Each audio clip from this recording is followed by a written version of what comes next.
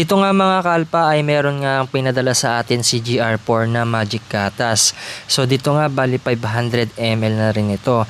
At dito nga inispray na nga natin siya dito sa unit natin. So pwede nga ito sa glossy at matte finish na mga pairings or kaha natin. At talagang pinaliguan ko nga yan pati yung pamunas natin na Guapo microfiber thin towel.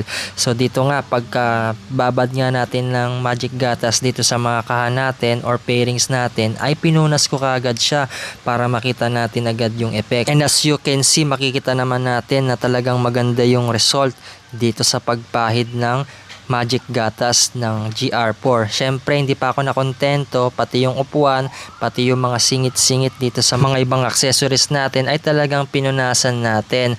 At 3-in-1 na nga rin ito mga kalpa at napakasulit nito dahil budget friendly lang at magagamit mo na rin ng ilang buwan. So order na.